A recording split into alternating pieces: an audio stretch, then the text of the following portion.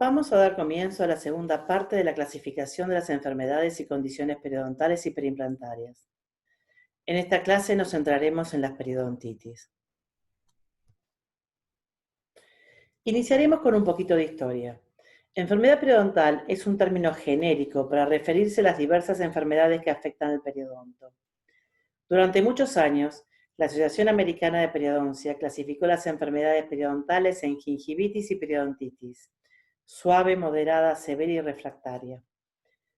En 1989, durante el Workshop Mundial de Periodoncia, tomando como referencia la clasificación de Page y Schroeder de 1985, se estableció una nueva clasificación, donde se denominó periodontitis de adulto a aquel paciente que presentaba enfermedad periodontal a partir de los 35 años, con una tasa de progresión de la reabsorción ósea lenta y predominantemente horizontal. La base de las diferentes periodontitis en esta clasificación se establece principalmente en función de la edad de aparición de la enfermedad y la tasa de progresión. Unos años más tarde, en Europa, se llega al consenso de otra nueva clasificación en el Workshop Europeo de 1993. Se propone una clasificación más simple de las enfermedades periodontales, basada principalmente en los factores causales asociados a las mismas y en la diferente respuesta de los pedidos. Sin embargo, presenta una serie de fallos. Así es que en el Workshop Mundial de Periodoncia de 1996 se enfatiza la necesidad de revisar la clasificación existente y crear una nueva. Para 1997, la Asociación Americana de Periodoncia decide formar un comité encargado de esta tarea y organiza un simposio internacional cuyo único propósito era alcanzar consenso respecto a la clasificación de las enfermedades y trastornos periodontales. Es en el Workshop Internacional para la Clasificación de Enfermedades y Condiciones Periodontales de 1999 cuando se prueba la clasificación propuesta por dicho comité sobre la periodontitis del adulto, que pasa a ser llamada periodontitis crónica. Todas las periodontitis de inicio temprano pasan a llamarse periodontitis agresiva. La periodontitis como manifestación de enfermedad sistémica y las periodontitis úlcero-necrotizantes mantiene su nombre y desaparece la periodontitis refractaria.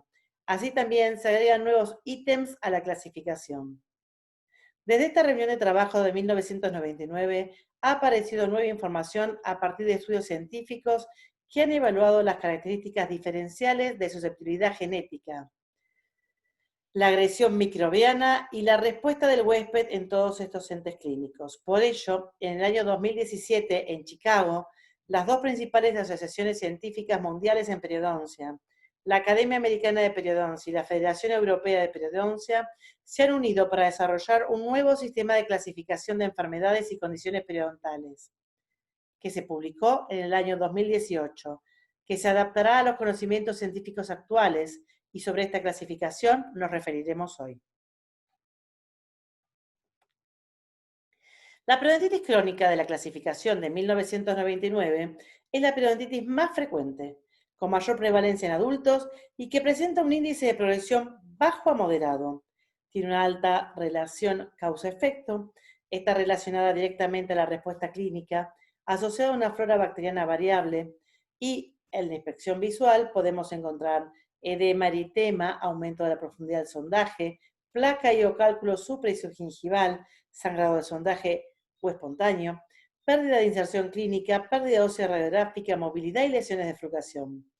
Puede asociarse a factores locales predisponentes, factores relacionados con el diente, por ejemplo, o ser modificada por ciertas condiciones científicas como el tabaco, sistémica como el tabaco o la diabetes. A la periodontitis crónica se la clasificaba según su severidad en periodontitis leve, donde hay de a 1 a 2 milímetros de pérdida de inserción, moderada de 3 a 4 milímetros de pérdida de inserción y severa, donde la pérdida de inserción es mayor o igual a 5 milímetros. También se la clasificó según su extensión en periodontitis localizada, cuando es menos del 30% de los sitios estaban afectados, y generalizada cuando la afección era más del 30%.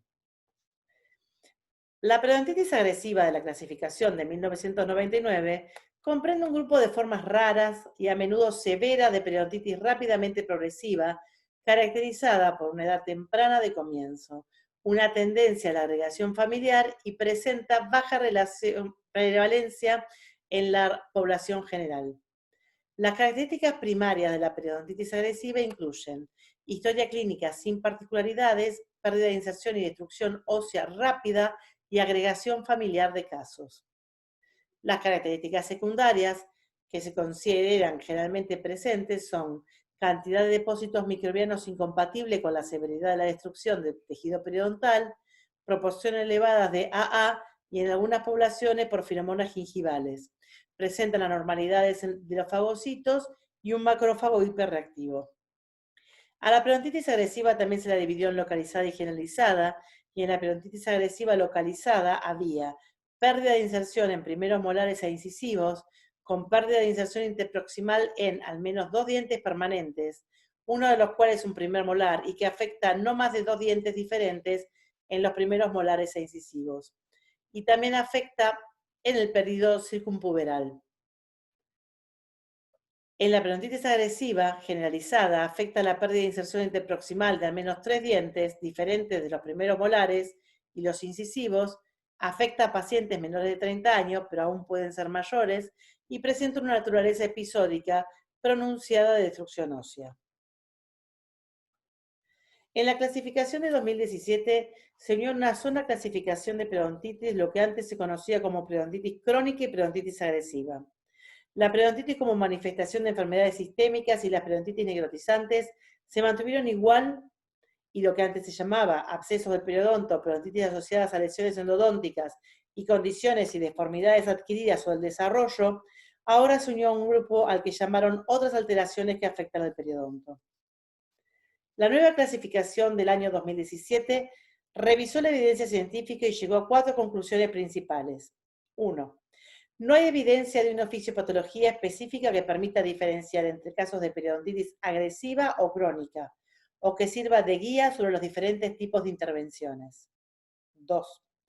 Hay poca evidencia consistente que avale que la periodontitis agresiva y crónica sean enfermedades diferentes, pero existe evidencia de que múltiples factores y las interacciones entre ellos influyen en los resultados patológicos clínicamente observables a nivel individual. 3. A nivel poblacional, las tasas medias de progresión de la periodontitis son consistentes en todas las poblaciones observadas en el mundo. Aún así, hay evidencia de que segmentos específicos de la población presentan niveles diferentes de progresión de la enfermedad. Y 4. Un sistema de clasificación basado únicamente en la gravedad de la enfermedad no registra dimensiones importantes de la enfermedad de una sola persona, incluyendo la complejidad que influye en los enfoques terapéuticos y en los factores de riesgo que influyen en los resultados de la enfermedad. Sobre base de estos hallazgos se ha adoptado un nuevo esquema de clasificación de la periodontitis. Por lo tanto, la nueva clasificación quedó dividida en 2 grandes grupos, enfermedades y alteraciones periodontales y enfermedades y alteraciones periimplantarias. A su vez, el grupo de enfermedades y alteraciones periodontales se dividió en salud periodontal y enfermedades y alteraciones gingivales, formas de periodontitis y otras alteraciones que afectan al periodonto. Dentro de las formas de periodontitis se encuentra la enfermedad periodontal necrotizante, la periodontitis y la periodontitis como manifestación de enfermedades sistémicas. Vamos a comenzar con la clasificación de enfermedad periodontal necrotizante. La gingivitis necrotizante y la periodontitis necrotizante están incluidas dentro de las enfermedades necrotizantes. Son enfermedades muy severas causadas por placa bacteriana. Presentan un curso agudo, rápidamente destructiva, debilitante y representan diferentes etapas de la misma enfermedad, con una etiología similar, así también características clínicas y tratamientos similares, e incluso pueden progresar a los tejidos más allá de la línea mucogingival y es característica de la estomotitis necrotizantes y puede avanzar hasta una infección orofacial fulminante denominada NOMA. Las enfermedades periodontales necrotizantes están fuertemente asociadas con el deterioro del sistema inmune del huésped, en forma crónica, en pacientes severamente comprometidos, por ejemplo, en pacientes con SIDA, niños que sufren de nutrición severa y que pueden constituir una amenaza grave o incluso peligrosa para su vida, y en compromiso temporal en pacientes, por ejemplo, fumadores o en pacientes adultos con estrés psicosocial. La gingivitis necrotizante es un proceso inflamatorio agudo y a veces recurrente de etiología compleja que afecta a los tejidos gingivales, caracterizada por la presencia de necrosis, úlceras en las papilas interdentales, sangrado gingival y dolor. Otros síntomas incluyen halitosis, pseudomembrana, linfadenopatía regional, fiebre y cialorrea. La periodontitis necrotizante es un proceso inflamatorio que afecta al periodonto. Los signos primarios son la presencia de la necrosis o la úlcera en las papilas interdentales, sangrado gingival, dolor y pérdida ósea rápida. Otros signos incluyen la formación de pseudomembrana, halitosis, linfadenopatía y fiebre. La estomatitis necrotizante es un proceso inflamatorio grave del periodonto y la cavidad oral, con necrosis de los tejidos blandos más allá del tejido gingival y denudación ósea a través de la mucosa alveolar, con osteitis y secuestro óseo en pacientes con compromiso sistémico grave.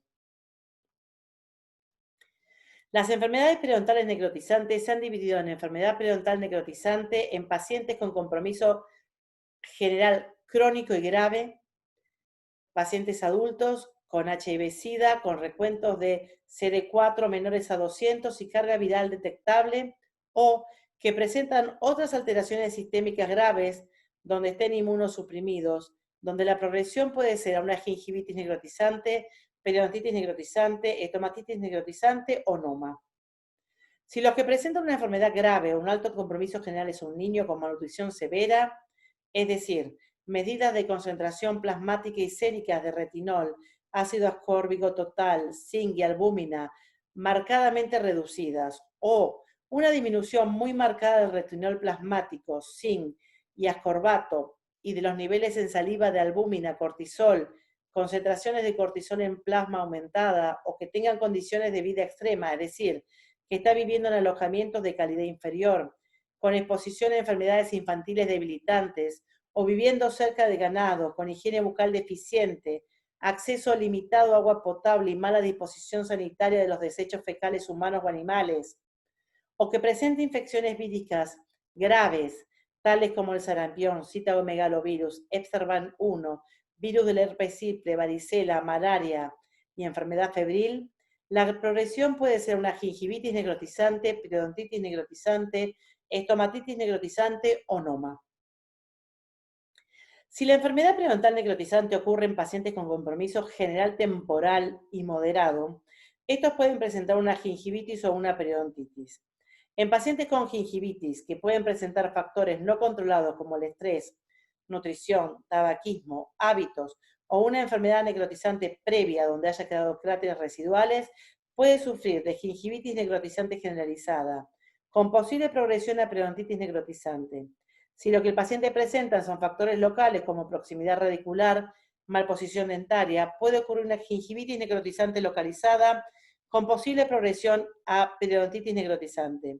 Si el paciente tiene una gingivitis o periodontitis y factores predisponentes para enfermedad periodontal necrotizante, puede sufrir una gingivitis necrotizante, si lo que tenía previamente era una gingivitis, o una periodontitis necrotizante si comenzó con una periodontitis, ambas de infrecuente progresión. Periodontitis. Se definió la periodontitis como una enfermedad inflamatoria crónica multifactorial asociada a una disbiosis bacteriana y caracterizada por una destrucción progresiva de las estructuras de soporte dentario. En el contexto del tratamiento clínico, los requisitos mínimos para diagnosticar una periodontitis es pérdida de inserción clínica interproximal detectable de 2 o más dientes no adyacentes, o cuando se detecta pérdida de inserción clínica en vestibular y o lingual o palatino de 3 milímetros o más, con bolsas mayores a 3 milímetros detectables en 2 o más dientes, y la pérdida de inserción clínica observada no puede ser atribuida a causas no periodontales como recesión gingival de origen traumático, caries que se extienden en el área cervical del diente, presencia de pérdida de inserción clínica en la cara distal de un segundo molar asociada con malposición o extracción de un tercer molar, o una lesión endodóntica, fracturas o fisuras. Se desarrolló un sistema multidimensional basado en estadios y grados para describir en mayor detalle las diferentes manifestaciones de periodontitis, donde los estadios describen la gravedad y extensión de la enfermedad y la complejidad prevista de su tratamiento, y los grados informarán sobre el riesgo de progresión de la enfermedad junto con los posibles efectos negativos sobre la salud sistémica. Existen 4 estadios y 3 grados. La clasificación por estadios está basada en las dimensiones habituales de la gravedad y la extensión de la periodontitis en el momento inicial, y añade la complejidad del tratamiento del paciente individual. El objetivo primario es clasificar la gravedad y extensión de los tejidos destruidos y dañados por la periodontitis. Esto se realiza midiendo la pérdida de inserción clínica mediante sondaje clínico y la pérdida ósea por medio de un examen radiográfico. Estas mediciones tienen que incluir el número de dientes cuya pérdida puede ser atribuida en periodontitis. El objetivo secundario es determinar la complejidad para el control de las enfermedades y el manejo de la función estética de los dientes del paciente a largo plazo. El estadio 1 representa una periodontitis inicial. El estadio 2, una periodontitis moderada. El estadio 3 presenta una periodontitis severa con potencial pérdida dentaria. Y el estadio 4, una periodontitis avanzada con pérdida dentaria y potencial pérdida de toda la dentición. Los estadios representan cómo está nuestro paciente hoy. Es decir, establece cuánto la enfermedad ha progresado, y los parámetros para medir la gravedad son la pérdida de inserción clínica, la pérdida ósea radiográfica, que son descriptores claves del avance de la enfermedad, y la cantidad de piezas dentarias perdidas por periodontitis, ya que de no tener en cuenta el diente más afectado de la dentición, si este se pierde, la gravedad puede disminuir. Así, la pérdida dental atribuible a periodontitis ha sido incorporada en la definición de severidad, y para lograr clasificar correctamente a nuestro paciente, debemos detectar la pieza dentaria más afectada, porque ella guiará la clasificación. Según la gravedad, en el estadio 1 va a haber pérdida de inserción clínica en la zona de mayor pérdida de inserción de 1 a 2 milímetros. La pérdida ósea radiográfica estará en el tercio coronal o será menor al 15%, y no va a haber sufrido pérdidas dentarias debido a periodontitis. En estadio 2, la pérdida de inserción clínica en la zona de mayor pérdida será de 3 a 4 milímetros, la pérdida ósea radiográfica estará entre un 15 a un 30%, es decir, en el tercio coronario, y tampoco va a presentar pérdidas dentarias debido a periodontitis. En el estadio 3, la pérdida de inserción clínica en la zona de mayor pérdida será igual o mayor a 5 milímetros, la pérdida ósea radiográfica se extenderá hasta la mitad o al tercio apical de la raíz, con pérdidas dentarias debido a periodontitis de 4 dientes o menos. Para el estadio 4, la pérdida de inserción clínica en la zona de mayor pérdida será igual o mayor a 5 milímetros, la pérdida ósea radiográfica se extenderá desde la mitad o al tercio apical de la raíz, con pérdidas dentarias debido a periodontitis de 5 dientes o más. Aquí están representados con color los tercios de la raíz, donde se puede observar en el estadio 1 y 2 que la pérdida ósea radiográfica se mantiene en el tercio coronal, y en el estadio 3 la pérdida ósea llega al medio de la raíz, y en el estadio 4 la pérdida ósea radiográfica se extiende más allá del medio en el tercio apical. Dentro de los estadios, además de la gravedad de la enfermedad, vamos a evaluar los factores de complejidad. Los factores de complejidad se basan en factores locales que establecen diferencias en el tratamiento, como ser profundidad de sondaje máxima, el tipo de pérdida ósea que presenta nuestro paciente, ya sea vertical y horizontal, las lesiones de bifurcación, la movilidad dentaria, si presenta colapso oclusal por la pérdida dentaria sufrida, y el tamaño del defecto del reborde residual. Todos estos factores suman complejidad al tratamiento, ya que para subsanarlos se necesitará de mayor expertise por parte del profesional tratante y muchas veces de trabajo multidisciplinario. Se describe cada estadio según la extensión y distribución de piezas afectadas. Así, el número de dientes afectados como porcentaje de diente presente enfermo nos da la extensión de la enfermedad, mientras que la distribución de las lesiones, ya sean incisivo molar o generalizada, nos refiere a un patrón de periodontitis. Por ejemplo, el patrón incisivo molar de sujetos más jóvenes proporciona información indirecta sobre la interacción del huésped y el biofilm. En este cuadro de complejidad, le sigue al de gravedad para establecer el estadio. Así que en el estadio 1, la profundidad de sondaje máxima es igual o menor a 4 milímetros y la pérdida ósea es mayormente horizontal. En el estadio 2, la profundidad de sondaje máxima es igual o menor a 5 milímetros y la pérdida ósea es mayormente horizontal. En el estadio 3, la profundidad de sondaje máxima es igual o mayor a 6 milímetros, hay pérdida ósea vertical, presencia de lesiones de bifurcación de grado 2 y 3 y moderado de efecto del reborde. Y en el estadio 4, la profundidad de sondaje máxima es igual o mayor a 6 milímetros, hay pérdida ósea vertical, presencia de lesiones de bifurcación de grado 2 y 3, severo defecto del reborde y necesidad de rehabilitación. El paciente presenta disfunción masticatoria, trauma oclusal, colapso oclusal o menos de 20 piezas remanentes en boca. La extensión y distribución se agrega al estadio como descriptor.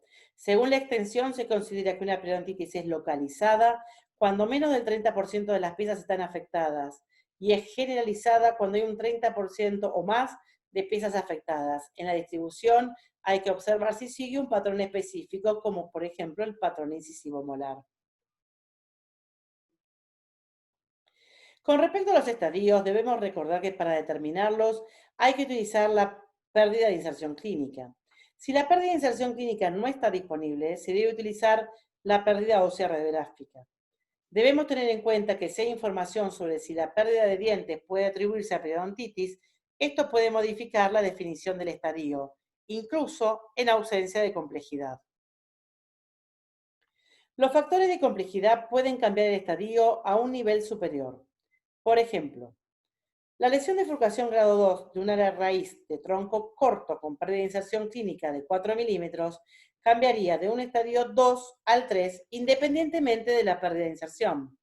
La distinción entre el estadio 3 y 4 se basa principalmente en factores de complejidad. Por ejemplo, un alto nivel de movilidad dentaria o el colapso de la oclusión posterior indicaría un diagnóstico de estadio 4, ya que la complejidad está en el nivel de la etapa 4. Varios factores de complejidad pueden estar presentes, sin embargo, en general, con un solo factor de complejidad cambia el estadio a un estadio superior. La pérdida de inserción y la pérdida ósea radiográfica son siempre los determinantes de estadio primario. Si un factor de complejidad que cambió el estadio se elimina por el tratamiento, por ejemplo, si se logra la regeneración exitosa del soporte dentario logrando ganancia de inserción y mejorando el nivel óseo radiográfico de la pieza, el estadio no debe retroceder a una inferior, ya que el factor de complejidad del estadio original siempre debe considerarse en la fase de mantenimiento. Los grados nos permiten estimar el riesgo de progresión de periodontitis, evaluar la capacidad de respuesta, guiar la intensidad de la etapa de mantenimiento y valorar el posible impacto en la salud del sujeto. La clasificación por grados agrega otra dimensión y permite considerar a la velocidad de progresión como criterios primarios, y dentro de los criterios primarios hay evidencia directa o indirecta de progresión de periodontitis. La evidencia directa se basa en observación longitudinal, si uno la dispone. Y, por ejemplo, estas serían las radiografías de calidad diagnóstica que tengamos de nuestro paciente a lo largo de los años.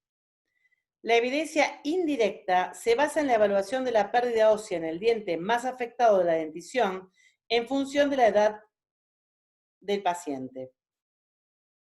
Y esto está medido como el porcentual de pérdida ósea radiográfica radicular dividida la edad del paciente. También dentro de la evidencia indirecta de progresión hay que evaluar el fenotipo, que es la relación entre los depósitos de biofilm con los niveles de destrucción que se observa. La falta de respuesta prevista ante los tratamientos habituales de control de placa bacteriana y como factores modificadores, factores de riesgo sistémico como la diabetes y el tabaco.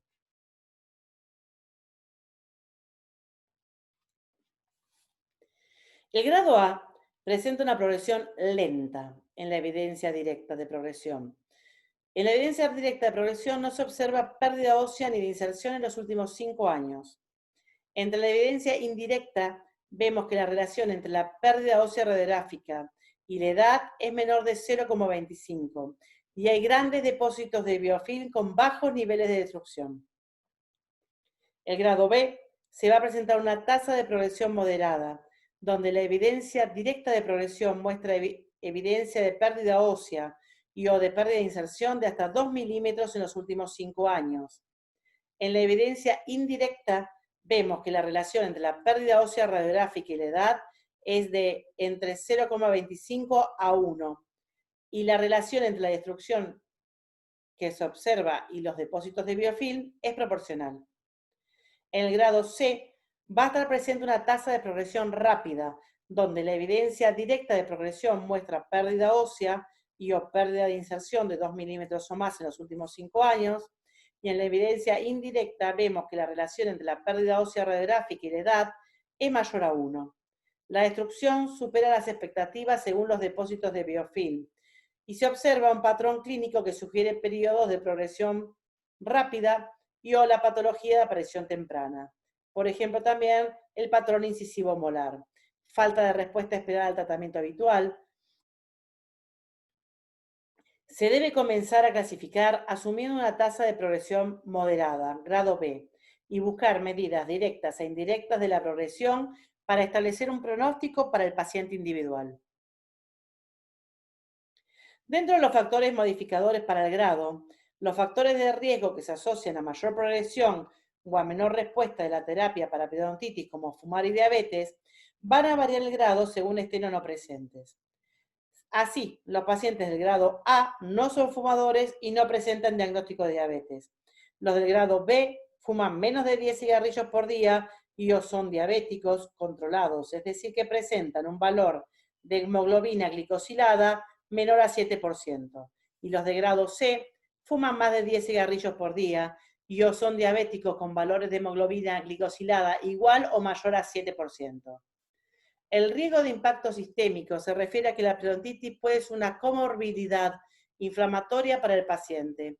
Los valores de PCR representan una suma de la inflamación sistémica general del paciente, que puede estar en parte influenciada por periodontitis, pero por lo demás es una carga inflamatoria inexplicable. Se prevé que en un futuro será posible integrar la información en el grado de periodontitis para resaltar el potencial de impacto sistémico de la enfermedad en el caso específico. Los biomarcadores específicos y sus umbrales pueden incorporarse a la tabla a medida que la evidencia esté disponible. Esto es, por ejemplo, indicadores de pérdida ósea en saliva, fluido gingival, en plasma, y entre otros.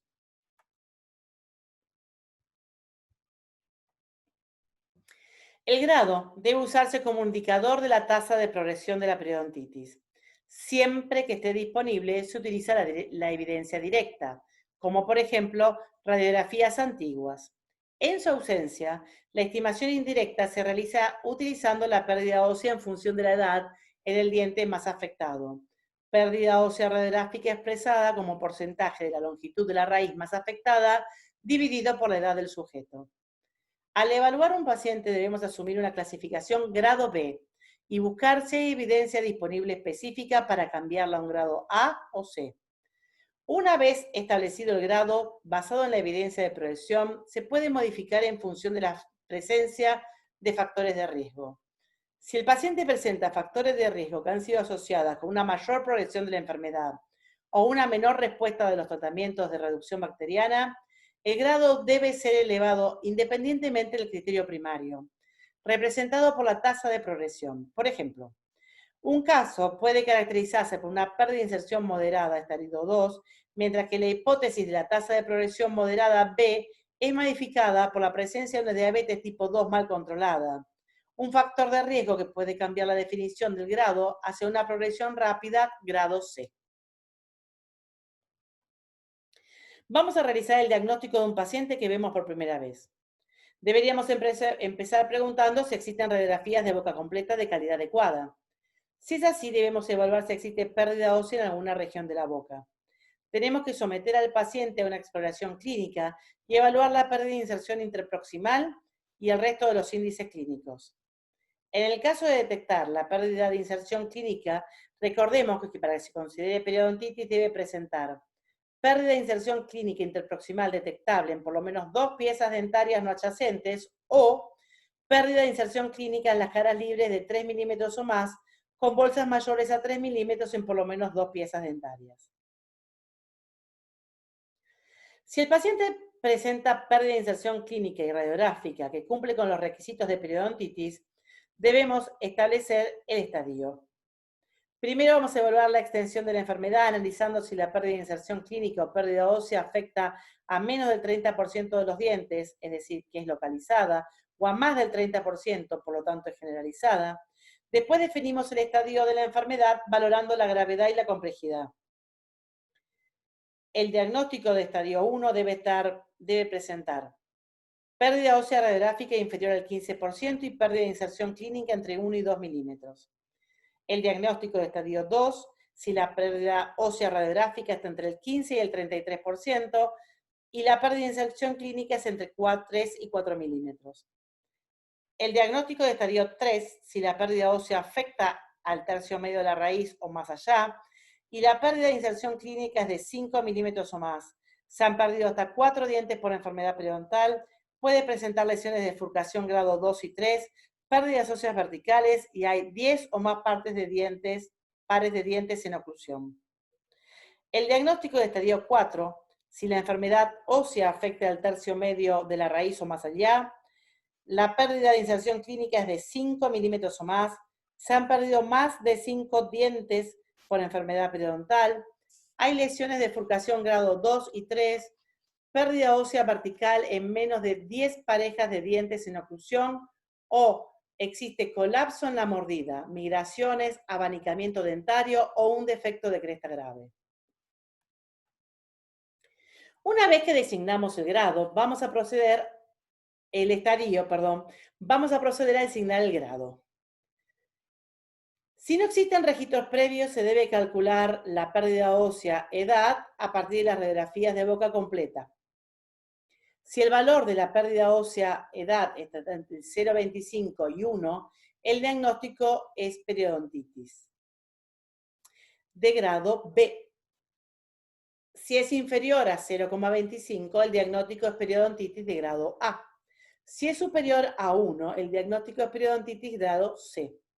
Los grados A y B pueden ser modificados si el paciente fuma o es diabético. Un paciente que fuma 10 o más cigarrillos al día será cambiado a un estadio C, mientras que el que fume menos de 10 cigarrillos se le asignará un grado B. De forma similar, un paciente diabético con hemoglobina glicosilada de menos de 7% pasará de ser un grado B, y el que tenga un valor de hemoglobina glicosilada de 7 o más pasará a un grado C. En los casos en que se cuente con los registros periodontales del paciente, se debe calcular la tasa de progresión de la periodontitis a lo largo de los últimos 5 años. Si esta progresión es inferior a 2 milímetros, el diagnóstico es periodontitis de grado B. Si no ha habido progresión en 5 años, el diagnóstico es periodontitis de grado A. Si la progresión ha sido de 2 milímetros o más, el diagnóstico es periodontitis de grado C. Los grados A y B pueden ser modificados hacia un grado más avanzado si el paciente fuma o es diabético. Una vez que establecimos el estadio y el grado, vamos a realizar el plan de tratamiento correspondiente a nuestro paciente. Si el grado fue 1 o 2, realizaremos un tratamiento periodontal convencional. Si el grado fue 3 o 4, realizaremos un tratamiento interdisciplinario complejo. De acuerdo al grado que nuestro paciente presente, vamos a establecer las sesiones de mantenimiento. Si es grado C, lo veremos muy seguido para evitar la progresión de la enfermedad. Si es un grado B, como la tasa de progresión es moderada, se pueden espaciar más las citas. Y si es un grado A, con una tasa de progresión lenta, las citas de mantenimiento serán más alejadas entre sí. Vamos a realizar el diagnóstico de un caso clínico. Vemos que como dato tenemos la pérdida ósea radiográfica, que está en todas las piezas dentarias, por lo tanto es generalizada. En los incisivos inferiores llega la pérdida ósea a la mitad de la raíz, y en el 22 la pérdida ósea sobrepasa la mitad radicular. Y se observa una pérdida ósea vertical. se ve apantallamiento de las piezas dentarias anteriores y colapso del sector posterior, ya que en la seriada no se observan los molares. Con estos datos determinamos que estamos en un estadio 4 y que el grado es C, porque a pesar de que al realizar la relación entre la pérdida ósea y la edad, nos da más de 1. Este es otro caso, vamos a mirar radiografías panorámicas de toda la boca y vemos que toda la boca se encuentra afectada. La pérdida ósea se extiende más allá de la mitad de la raíz. Presenta más de 5 piezas dentarias perdidas por enfermedad periodontal, ya que aunque los incisivos inferiores están en boca, ya están perdidos y los primeros molares se perdieron o tienen gran pérdida ósea. Hay pérdida ósea vertical y lesiones de bifurcación. Podemos indicar que podemos observar un patrón incisivo molar y estamos en presencia de un estadio 4. Con respecto al grado, es un grado C, se ha perdido más de 2 milímetros en los últimos 5 años. Observen la pérdida ósea en los caninos superiores que erupcionan a los 13 años y esta paciente tiene 19. Es decir, que en muy poquitos años ha perdido mucho más que 2 milímetros. Y al realizar el ratio entre la pérdida ósea y la edad, da más que 1. Hay condiciones sistémicas que tienen un moderado impacto en la severidad de la periodontitis y se ha demostrado que dan lugar a una mayor prevalencia y gravedad de la periodontitis, pero no tienen una presencia clínica específica que difiera de la periodontitis. Las enfermedades de impacto variable sobre el periodonto, es así, aquellas que influencian la patogénesis de las enfermedades periodontales son la diabetes, la dependencia de la nicotina, la obesidad, el estrés emocional, la depresión y algunos medicamentos. La diabetes es un estado crónico de nivel elevado de glucosa en sangre. En presencia de hiperglicemia ocurre una respuesta hiperinflamatoria de las bacterias, pudiendo dar lugar a una serie de cambios en el hospedero, incluyendo defectos de los neutrófilos, incrementos en la liberación de citoquinas proinflamatorias, reacciones de estrés oxidativo y respuestas de cicatrización alterada. Es un factor modificador de la enfermedad periodontal, reportándose como un elemento descriptor dentro del proceso de clasificación por grados. Los pacientes diabéticos presentan mayor prevalencia y severidad de la pérdida de inserción. La dependencia de nicotina. Es considerada una enfermedad común que puede agravar la pérdida de inserción en pacientes con periodontitis y puede incrementar el riesgo de enfermedad de 2 a 5 veces. No existe un fenotipo periodontal único para los fumadores. Se considera un factor modificador importante en el curso de la misma. Está incluido como elemento descriptor dentro del proceso de clasificación por grados. La obesidad está asociada con complicaciones como la diabetes mellitus tipo 2, dislipemia, presión arterial alta, fibrinólisis anormal, enfermedades cardiovasculares y otras enfermedades. Se ha descrito una asociación epidemiológica entre obesidad y periodontitis, sugiriéndose que presentan hasta de un 50 hasta un 80% más de probabilidad de periodontitis en individuos obesos en comparación con individuos que no lo son. El aumento de la producción de diversos factores humorales proinflamatorios, adiposinas y citocinas, por ejemplo, pueden contribuir a la patogénesis de la periodontitis. El estrés emocional y la depresión son factores de riesgo para enfermedad periodontal necrotizante. Se lo asocia con pérdida del hueso alveolar junto a cambios de comportamiento, el estado de ánimo y marcadores fisiológicos. Pacientes medicados con citotóxicos como quimioterapia para el cáncer, inhibidores del factor de agrandamiento vascular endotelial, inhibidores de la tirosinoquinasa, agentes antiinflamatorios y terapia antifactor de necrosis tumoral, y los bifosfonatos, pueden afectar la inserción periodontal y por lo tanto estar asociado a mayor riesgo de periodontitis. ¿Cuál es el efecto de la periodontitis sobre la salud sistémica? Para responder a esta pregunta, aún falta evidencia científica. La PCR podrá incorporarse en el futuro en función de nueva información en el grado de periodontitis para resaltar el potencial del impacto de la enfermedad periodontal en función de nuevas evidencias. Periodontitis como manifestación de enfermedades sistémicas. Las periodontitis como manifestación de enfermedades sistémicas son enfermedades de mayor impacto sobre el periodonto. Son enfermedades de origen genético, inmunodeficiencia adquirida, inflamatorias, donde la periodontitis es uno de los signos de enfermedad. Y se la clasifica según la enfermedad sistémica primaria, utilizando los códigos de la Clasificación Internacional de Enfermedades. Desórdenes genéticos, y dentro de estos, las enfermedades asociadas a desórdenes inmunológicos. Síndrome de Down. Enfermedad periodontal de inicio temprano. Presenta mayor severidad y prevalencia en todas las edades. Pérdida moderada a severa de inserción periodontal y hueso alveolar. Los pacientes con síndrome de Down tienen un aspecto físico característico, grado variable de deterioro cognitivo y una variedad de trastornos corporales. Presentan defectos del sistema inmunitario. Los pacientes con síndrome de deficiencia de adhesión leucocitaria presentan antecedentes de infecciones recurrentes graves, sin formación de pus. La leucocitosis es común. Manifiestan signos de inflamación gingival severa, lesiones gingivales agudas, pérdida ósea de inicio temprano y pérdida temprana de los dientes primarios y permanentes. Los neutrófilos se encuentran confinados a los vasos sanguíneos, no migran a los sitios periodontales, lo que causa una disrupción de los neutrófilos asociados a la homeostasis.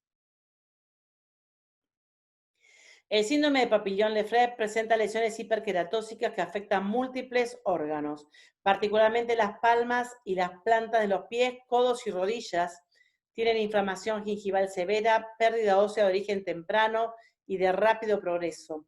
También hay pérdida temprana de los dientes primarios y permanentes por compromiso de los neutrófilos, los cuales no producen TRAPS. El síndrome de Haim-Muck. Las funciones de los neutrófilos se encuentran comprometidas. Presentan lesiones hiperqueratóxicas palmoplantares, aracnodactilia, acroosteolisis, cambios atróficos de uñas y deformidades radiográficas de los dedos. Periodontalmente presentan inflamación gingival severa poco después de la erupción dentaria, alta tasa de pérdida de inserción y pérdida temprana de los dientes primarios y permanentes. El síndrome de Chediak-Higashi. Las mutaciones genéticas resultan en alteraciones en la función de múltiples células del cuerpo y sistemas, particularmente el sistema inmunitario, y presentan albinismo oculocutáneo parcial, problemas neurológicos como déficit intelectual y demencia, e infecciones piógenas recurrentes en la boca. Se observa inflamación gingival severa, pérdida ósea de inicio temprano y de progresión rápida, con pérdida temprana de los dientes primarios y permanentes. La neutropenia severa o la neutropenia congénita o el síndrome de Cosman es una deficiencia en el sistema inmune. La respuesta debido a el sistema inmune, cuya respuesta tiene un bajo conteo de neutrófilos. La periodontitis severa es común, hay mayor riesgo de pérdida de dientes y úlceras orales. También presentan infecciones graves y recurrentes como la otitis media, bronquitis, neumonía, osteomielitis, celulitis o infecciones fúngicas. En la neutropenia cíclica, que también es una deficiencia en el sistema inmune, que se debe al bajo recuento de neutrófilos, la infección recurrente son menos graves que la neutropenia congénita y también presenta mayor riesgo de pérdida de inserción periodontal y úlceras orales. Enfermedades de inmunodeficiencia primaria, entre los cuales vamos a ver la enfermedad crónica granulomatosa, el síndrome de hiperglobulina E y el síndrome de Cohen. En la enfermedad crónica granulomatosa hay defectos en los fagocitos, presentándose infecciones bacterianas y fúngicas en la piel, vías respiratorias, ganglios linfáticos, hígado, cerebro y huesos. La gravedad de la afección periodontal está relacionada con la extensión del defecto inmune y va desde la inflamación gingival hasta periodontitis severa generalizada. El síndrome de hiperinmunoglobulina E es una inmunodeficiencia asociada con dermatitis crónica, infecciones dérmicas y pulmonares de repetición, anormalidades esqueléticas. Algunos casos muestran sangrado gingival severo, periodontitis severa generalizada. Hay una erupción retrasada de la dentición permanente y aumento de la inmunoglobulina E. El síndrome de Cohen causa granulocitopenia y neutropenia y produce una deficiencia en la respuesta inmune a infecciones. Presenta un aspecto facial característico, microcefalia, ojos inclinados hacia abajo, hipotonía, laxitud articular, retraso mental, neutropenia, miopía, retinopatía pigmentaria. También hay un aumento de la prevalencia y severidad de la pérdida ósea. Dentro de las enfermedades que afectan la mucosa y los tejidos gingivales tenemos la epidermolisis ampollar y dentro de estas la epidermolisis ampollar distrófica y el síndrome de Kindler y la deficiencia de plasminógeno. La epidermolisis ampollar distrófica es una mutación en el colágeno tipo 7 alfa. Hay formación de ampollas recurrentes en la piel y la cavidad oral, que pueden ser localizadas o generalizadas. En boca presentan inflamación gingival generalizada y pérdida severa de la encía queratinizada. El síndrome de Kindler afecta la adhesión celular a los queratinocitos y esto conduce a defectos moleculares de la membrana basal. Se forman ampollas recurrentes en la piel y en la cavidad oral, fotosensibilidad y periodontitis severa con pérdida ósea rápidamente progresiva.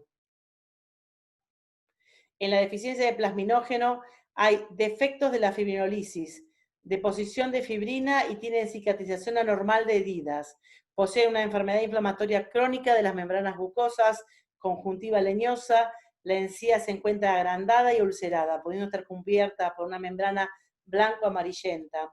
Hay progresiva pérdida de hueso alveolar y pérdida temprana de dientes. Enfermedades que afectan los tejidos conectivos. Síndrome de Ehlers-Danlos, angioedema y lupus eritematoso sistémico. El síndrome de Ehlers-Danlos presenta una mutación del gen que codifica el colágeno o a las enzimas involucradas en la síntesis de él.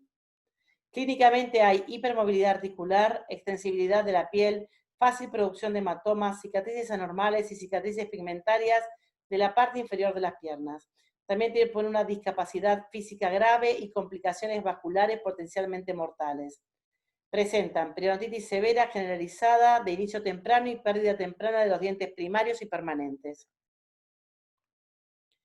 Los pacientes con angioedema sufren un adecuado control en la generación de la bradiquinina y una inadecuada degradación de la bradiquinina en péptidos inactivos. Presentan ataques graves y potencialmente mortales de edemas subcutáneos y submucosos en la parte superior de las vías respiratorias, cara, abdomen y extremidades. En la boca se observa periodontitis severa o localizada o generalizada. En el lupus eritematoso sistémico, la destrucción del tejido puede deberse a la hiperactivación de linfocitos B y T, aumento en la producción de inmunoglobulina G con producción y acumulación de autoanticuerpos. Clínicamente presentan dolor e inflamación articular que afecta dedos, manos, muñecas y rodillas, junto con erupción cutánea y fatiga. Se observan úlceras orales y mayor prevalencia de inflamación gingival y periodontal.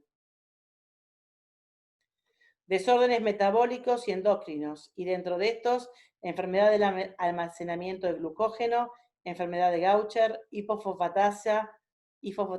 fosfatemia rickets y el síndrome de Hadoop-Cheney. Enfermedad de almacenamiento de glucógeno. Afecta el sistema de transporte del metabolismo de glucosa 6-fosfatasa, defectos en la homeostasis de la glucosa, neutropenia y disfunción de neutrófilos. Clínicamente se observa hipoglucemia, hepatoesplenomegalia, convulsiones, disfunciones mieloides, neutropenia e infecciones bacterianas recurrentes junto con periodontitis severa.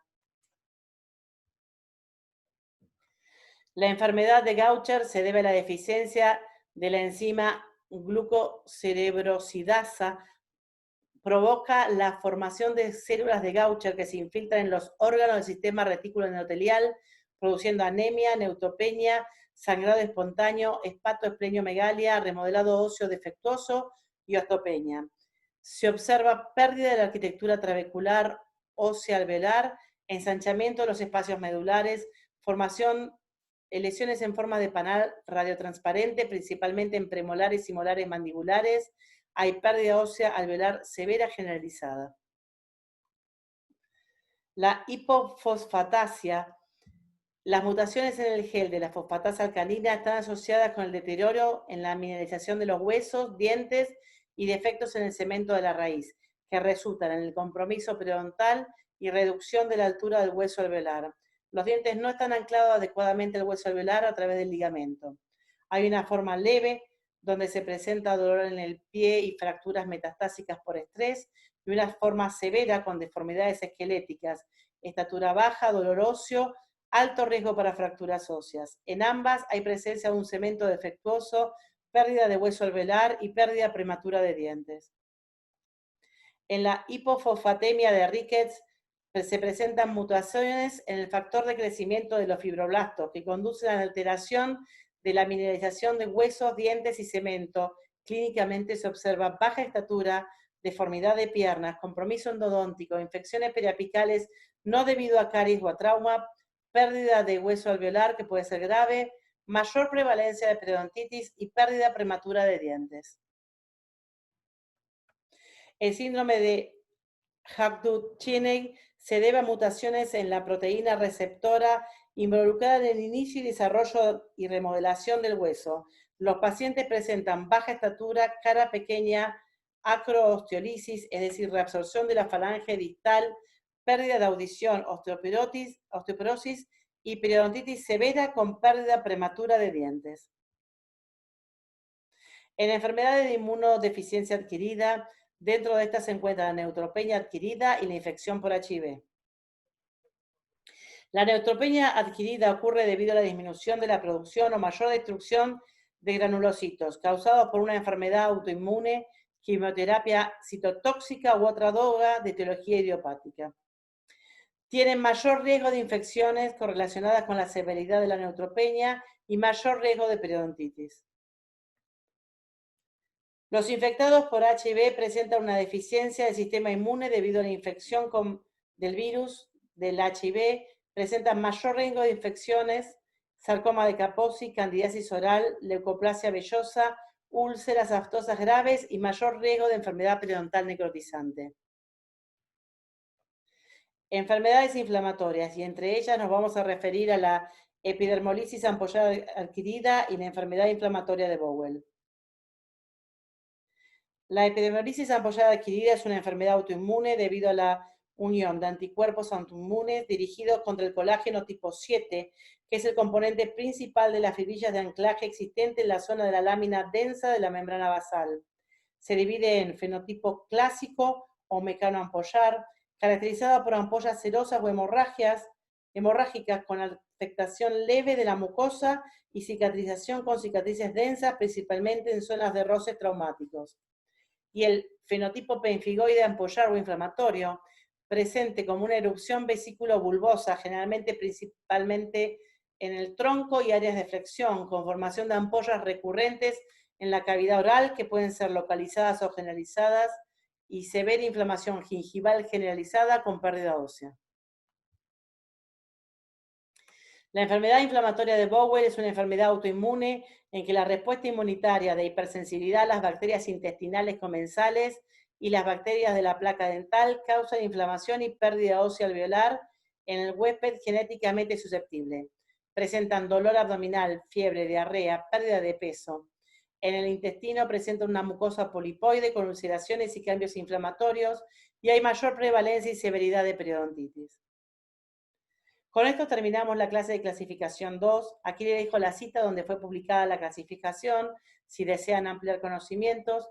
Muchas gracias por su atención y continuaremos con la clase de clasificación 3.